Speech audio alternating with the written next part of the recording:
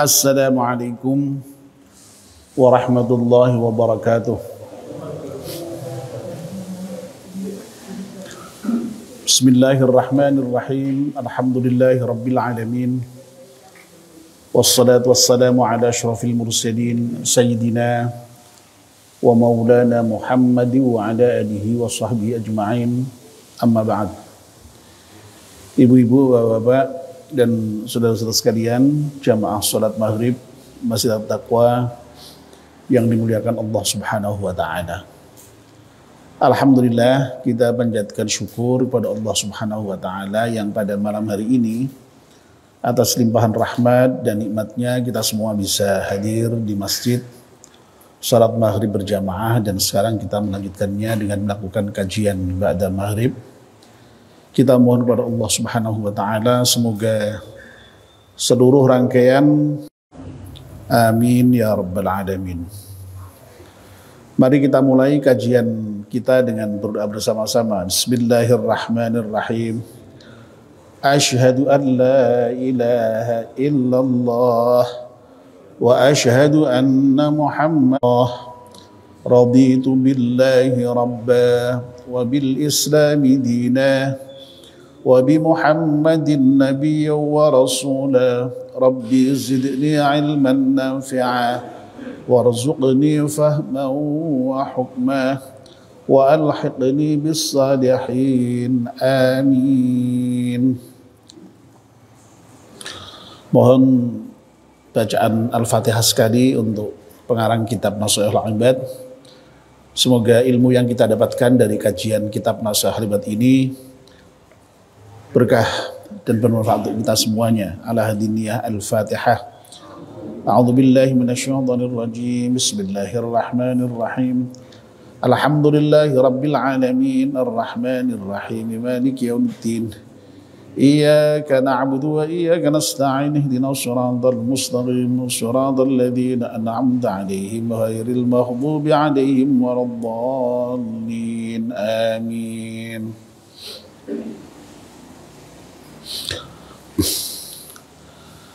Bapak dan ibu-ibu, kemarin kita sudah menyelesaikan pembahasan makalah yang ke-10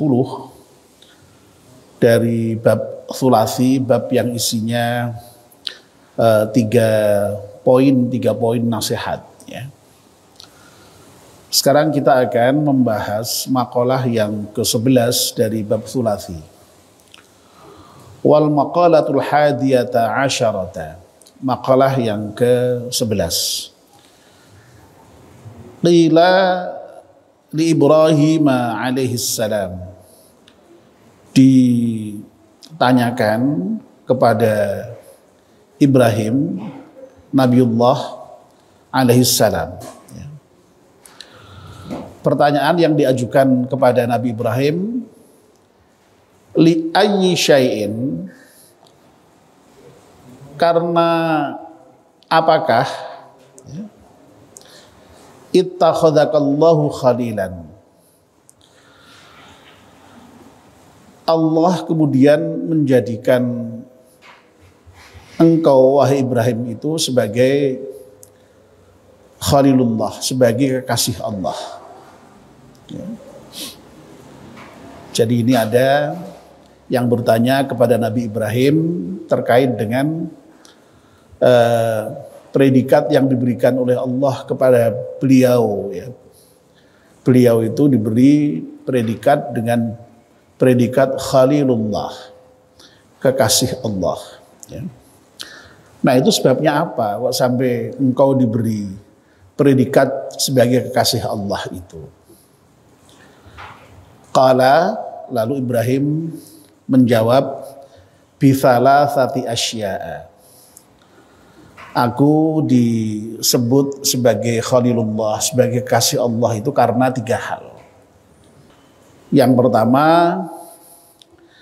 yang menyebabkan Nabi Ibrahim sampai diberi gelar Khalilullah, kekasih Allah, itu karena ikhtartu amrallahi ta'ala ala amri ghairih. Ya. Tadi sudah saya terjemahkan maknanya ya. Aku lebih memilih ya, lebih mendahulukan ya, perintah yang Allah berikan kepadaku dibandingkan dengan perintah dari yang selainnya ya. Nah, kalimat ini kemudian diberi syarah oleh Imam Nawawi wa fi nuskhatin, dan di dalam satu nuskhah ya, tartu amral ghairi ya, aku tidak memilih perintah dari yang lainnya ala amrillahi ta'ala ya, atas perintah Allah subhanahu wa ta'ala. Ya, sekali lagi artinya bahwa Nabi Ibrahim ini sangat patuh terhadap perintah Allah.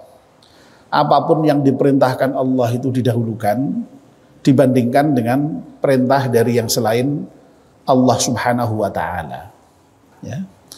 Ini yang pertama. Nah, bapak-bapak dan ibu-ibu, saya kira kita sudah tahu lah ya tentang bagaimana kualitas Nabiullah Ibrahim itu terkait dengan ketundukannya terhadap Allah. Kita sudah tahu bagaimana kecintaan Nabi Ibrahim itu kepada Allah Subhanahu wa taala. Ya. Dan pengetahuan kita tentang bagaimana Nabiullah Ibrahim sampai diberi gelar Khalilullah yang dikarenakan karena taatnya kepada Allah, tunduknya kepada Allah, kecintaannya kepada Allah, itu didokumentasikan oleh Al-Quran.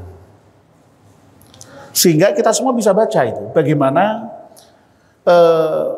bukti-bukti yang Al-Quran berikan kepada kita ya, terkait dengan bagaimana Nabiullah Ibrahim itu begitu tunduk, begitu taat, begitu mencintai Allah Subhanahu wa taala, sehingga semua perintah-perintah Allah itu dilaksanakan dengan sempurna ya. Ya. Dan memang Al-Quran itu Masya Allah ya, dulu sudah pernah saya bahas ya ketika membahas mengenai ciri ulul albab, bahwa seorang ulul albab itu harus punya kesadaran historis itu ya, punya kesadaran sejarah itu ya, sehingga kemudian dari pemahamannya terhadap peristiwa-peristiwa sejarah itu kemudian bisa mengambil ibrah, mengambil pelajaran dari peristiwa sejarah itu ya. Itu kan pernah saya jelaskan bahwa Al-Quran itu ya sesungguhnya merupakan kitab hidayah ya. Tapi meskipun Al-Quran itu merupakan petunjuk, di dalam Al-Quran itu banyak sekali isinya yang bercerita tentang sejarah ya. Ya. Jadi banyak sekali itu ya cerita tentang sejarah orang-orang masa lalu itu ya. Ya, terutama tentu saja adalah sejarah para nabi ya. Tetapi tidak hanya para nabi, nyatanya sejarah orang yang buruk-buruk juga disebutkan juga dalam Al-Quran ya. Firaun ya. Itu disebutkan juga dalam Al-Quran kan ya. Nah, Abu Lahab ya, Namrud ya, disebut juga ya. Jadi Al-Quran itu sekali lagi di antara isinya yang cukup banyak itu terkait dengan persoalan sejarah. Nah, tentu saja memang sejarah ini tidak hanya kok kemudian lalu sekedar diceritakan di dalam Al-Quran, sekedar cerita begitu saja tanpa makna ya. Maknanya itu ya supaya agar diambil sebagai ibrah, sebagai pelajaran oleh kita sebagai orang yang bertakwa itu ya. Dan orang yang bisa mengambil ibrah dari peristiwa-peristiwa sejarah itu oleh Al-Quran disebut sebagai ulul albab, orang yang cerdas, orang yang berakal, kaum cendekiawan, kaum intelektual ya. Nah, sekali lagi ya, di antara sejarah yang Allah dokumentasikan di dalam Al-Quran itu terkait dengan Nabiullah Ibrahim ini.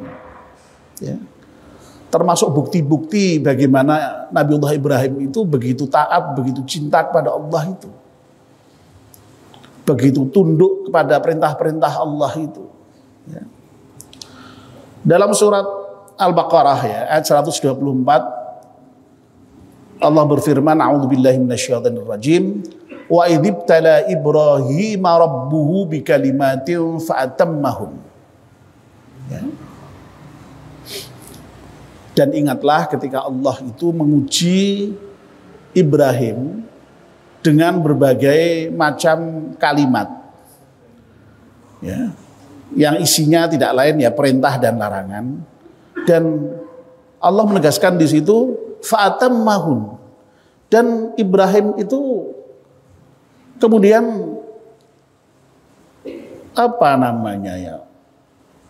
sempurna di dalam menghadapi berbagai macam ujian Allah Subhanahu wa taala itu. Ya, ini pernyataan yang luar biasa dari Allah Subhanahu wa taala ketika menjelaskan kepada kita, menginformasikan kepada kita bahwa Nabiullah Ibrahim itu sekali lagi merupakan nabi yang penuh dengan ujian dari Allah Subhanahu wa taala dan itu lulus semuanya. Ya. Yang itu sekali lagi menunjukkan betapa Nabiullah Ibrahim itu sangat tunduk, taat terhadap perintah-perintah Allah tadi itu. Ya. Ya. Nah, di antara peristiwa sejarah yang disebut oleh Al-Quran itu ya banyak ya, di antaranya itu ya cerita yang sudah kita tahu semua ya, sebagai seorang Muslim tahu tentang sejarah Nabiullah Ibrahim itu, yakni ketika Nabiullah Ibrahim menghancurkan berhala. Ya. Nabiullah Ibrahim itu kan di dalam Al-Quran diceritakan ya, beliau ketika menemukan Allah itu kan lewat perenungan, lewat observasi, ya, melihat alam semesta, ya. Akhirnya menemukan lah intinya ya. Ketika melihat bintang, dikira bintang itu Tuhannya, lu ternyata bintang kok bisa hilang, oh bukan itu.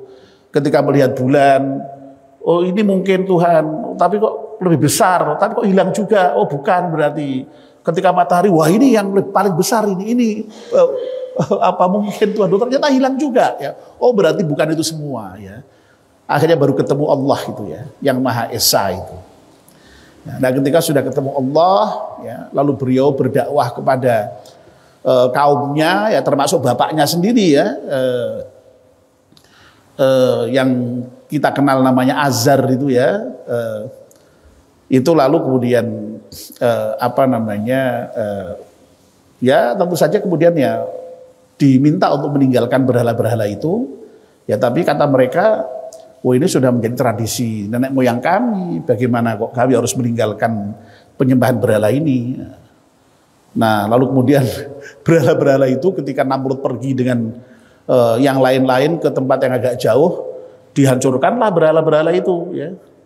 Tapi pinter Nabiullah Ibrahim itu, disisakan satu yang paling besar ya. Nah ketika Namrud pulang dengan bala tentaranya, ya tentu saja kaget ya, loh kok berhala rusak semua ini ya, hancur semua. Loh, siapa ini yang menghancurkan ya? Kayaknya Ibrahim ya, anak muda itu yang menghancurkan itu. Ambil ya, panggil. Nah, setelah itu kemudian diinterogasi ya, kamu yang menghancurkan berhala ini. Loh ya yang itu yang paling besar itu. Ya, tanya aja kan ya. Tanya coba itu, nanti kan tahu dia itu kan. Nah, baru terdiamlah ya mereka ya. Mereka sudah tahu persis bahwa berhala itu tidak mungkin bisa bicara, tapi Nabiullah Ibrahim silakan tanya itu kepada berhala yang paling besar itu. Kan bisa bicara, kalau bisa bicara itu. Nah, barang segera raiso ngomong kok mbok sembah. Ya itu luar biasa cerdik Nabi Ibrahim itu. Wah. marahlah ya, jadi Namrud dan bala tentaranya yang kemudian akhirnya Nabiullah Ibrahim menuai risiko yang berat, yaitu sampai dilemparkan ke api yang sudah dinyalakan itu ya. Tapi Allah menyelamatkan Nabiullah Ibrahim ya. Allah kemudian di dalam Al-Quran itu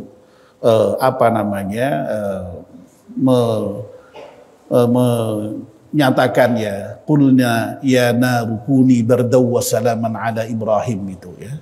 Jadi api yang biasa panas itu oleh Allah diminta untuk dingin dan menyelamatkan Nabiullah Ibrahim ya. Ya, cerita tentang itu ya, perusakan berhala sampai dengan Nabiullah Ibrahim selamat dari dibakar kayu itu, dibakar api ya, dibakar api itu ya, api dari kayu bakar tentu saja ya. Itu didokumentasikan Allah di dalam surat Al-Anbiya ya, ayat 51 sampai dengan 70. Jadi panjang itu ya, cerita yang cukup panjang ya. Itu satu ya. Lalu bukti sejarah yang lain yang juga didokumenter oleh Al-Quran terkait dengan bagaimana Nabiullah Ibrahim itu tunduk dan patuh terhadap perintah Allah itu ketika beliau diminta untuk meninggalkan istri dan anaknya di Makkah untuk melaksanakan dakwah ke suatu wilayah yang lain yang jauh. Padahal saat itu Ismail masih sangat kecil, sehingga tentu saja Siti Hajar ya sangat kebingungan ya, kok tiba-tiba ditinggal. Tapi karena memang itu merupakan perintah Allah dan harus dilakukan, akhirnya Hajar pun juga menerima dengan ridho ya, sebagai seorang istri yang punya tanggungan anak kecil ya. Dan peristiwa itu didokumenter oleh Al-Quran. Ibrahim kemudian ketika meninggalkan Hajar dan Ismail itu berdoa, yang doanya itu didokumenter Allah dalam surat Ibrahim ayat 7 ya. A'udzubillahi minasyaitonir rajim. Rabbana inni askantu min dzurriyyati biwadin ghairi dzi zar'in 'inda baitikal muharram. Rabbana liyuqimus shalah. Ya. Faj'al afidatan minan nasi tahwi ilaihim warzuqhum minats thamarati la'allahum yashkurun. Ya Allah, aku ini meninggalkan sebagian dari keturunanku di lembah yang tidak ada tanaman sama sekali. Jadi Makkah itu saat itu gersangnya luar biasa. Biwadin ghairi dzi zar'in. Lembah yang tandus, tidak ada tanaman sama sekali. Ya. Inda baitikal muharram, di sekitar Ka'bah, Baitullah al-Muharram itu. Ya. Nah, lalu Nabiullah Ibrahim berdoa, ya, Rabbana liyuqimus shalah, ya Allah, jadikanlah mereka orang-orang yang mendirikan salat. Ya. Faj'al afidatan minan nasi tahwi ilaihim, dan jadikan hati manusia itu cenderung kepada mereka. Ya, tertarik dan rindu kepada mereka. Warzuqhum minats tsamarat, dan berilah rezeki kepada mereka dengan buah-buahan, la'allahum yashkurun, agar mereka bersyukur. Masya Allah, doa Ibrahim ini ya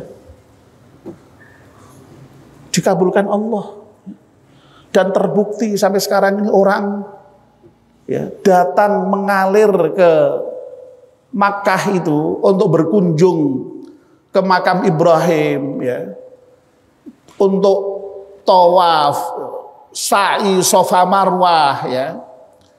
Itu ya Allah ya, tidak pernah putus ya. Bahkan untuk kasus Indonesia, untuk bisa berhaji menunggu ya, berpuluh-puluh tahun, sampai akhirnya kemarin kita mendengar berita di Jawa Tengah itu ada sekian ribu orang mengundurkan diri ya karena apa sebayangnya kita kira mungkin gitu ya. Ya, yaitu hak mereka ya, tapi sebagian orang menyayangkan ya kenapa kok mesti dadak dicabut ya, mengundurkan diri ya. Kalau perusahaan usia itu kan ya tergantung Allah, tapi yang jelas sudah berniat itu mestinya ya. Tapi itu hak mereka ya. Oke. Tapi intinya bahwa doa Nabiullah Ibrahim itu dikabulkan Allah itu. Orang berdatangan ke Makkah itu untuk haji itu. Dan itu juga ada firman Allah yang lain yang sering dibaca ketika kita mengucapkan haji itu. Wa anzir fin nasi bil haji ya'tika rijalan wa 'ala kulli dhamir ya'tina min kulli fajjin 'amiq. Serulah Ibrahim orang-orang itu untuk melaksanakan ibadah haji.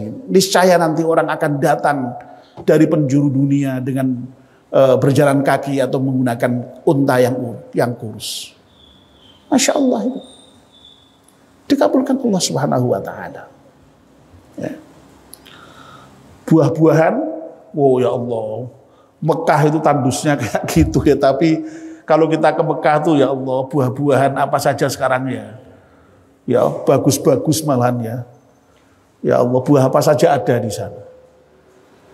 Ya Allah, ini bukti ya. Jadi doa Nabi Ibrahim itu dikabulkan Allah Subhanahu wa Ta'ala. Dan tentu saja ya ujian yang paling berat diterima oleh Nabi Ibrahim adalah ketika beliau diperintahkan untuk menyembelih anaknya itu ya, yang sudah kita dengarlah ceritanya saben tahun ketika kita merayakan hari Idul Kurban itu. Ya. Dan itu pun juga direkam dalam Al-Quran dengan sangat lengkap. Ya. Dari mulai ayat 100 dari surat As-Saffat itu sampai kalau tidak salah 107 itu. Ya. Itu kan menceritakan bagaimana Nabiullah Ibrahim ketika suatu ketika bermimpi ya. Diawali dengan Nabiullah Ibrahim memohon ya untuk diberi keturunan yang soleh ya. Begitu dapat keturunan yang soleh ketika usia sudah sangat tua, ketika baru menginjak remaja kok sudah kemudian disuruh mengorbankan untuk disembelih. Masya Allah, luar biasa. Tapi karena Nabi yakin itu adalah perintah Allah ya, itu kemudian ya meskipun dengan berat hati dilakukan ya. Ya, nah tentu saja memang kemudian ya kita semua tahu ya wafadainahu bidzibhin adzim ya, kemudian Allah mengganti dengan kibas yang besar ya, yang kemudian itu menjadi syariah kurban itu ya. Masya Allah. Jadi sekali lagi banyak sekali ujian yang Allah berikan kepada Nabiullah Ibrahim yang itu kemudian sempurna itu dilaksanakan oleh Nabiullah Ibrahim ya. Dan Masya Allah ya, ketika itu ditanyakan kepada Nabiullah Ibrahim, kenapa Nabi Ibrahim engkau kok sampai diberi julukan sebagai Khalilullah, kekasih Allah? Iya, karena aku lebih mengutamakan perintah Allah dibandingkan dengan perintah yang lain. Nah, seorang yang beriman memang ya dituntut untuk bisa mencontoh ya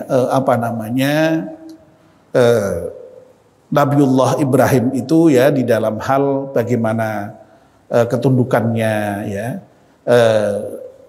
kecintaannya kepada Allah, sehingga kemudian perintah-perintah Allah itu seberat apapun kalau itu memang perintahnya dilakukan oleh Nabiullah Ibrahim ya. Tentu saja ya memang ya kalau mencontoh sampai persis itu ya tidak mungkin dong. Memang kualitas kita itu ya beda dengan kualitas seorang nabi ya. Itu pasti beda ya. Ya pasti jauh ya. Tapi berusaha untuk ya mendekati begitu, berusaha untuk mendekati itu. Ya. Nah, mudah-mudahan kita ya dengan mengkaji makalah yang ke-11 ya dari bab Thulathi ya, yang berbicara tentang bagaimana Nabiullah Ibrahim itu senantiasa mendahulukan perintah Allah dibanding perintah yang lain ini bisa memberikan semangat kepada kita, bisa memberikan semacam dorongan kepada kita untuk bisa mencontoh beliau ya. Dan memang di dalam Al-Quran itu ya eksplisit bahwa Nabiullah Ibrahim itu merupakan teladan ya, bahwa di dalam diri Nabiullah Ibrahim itu ada teladan bagi orang-orang yang beriman ya. Di samping tentu saja Nabi kita Muhammad SAW ya, itu juga eksplisit disebutkan sebagai teladan, uswatun hasanah ya bagi orang-orang yang beriman. Demikian pun Nabiullah Ibrahim itu eksplisit juga disebut sebagai teladan yang memang harus kita teladani, kita contoh di dalam kehidupan kita sehari-hari ya.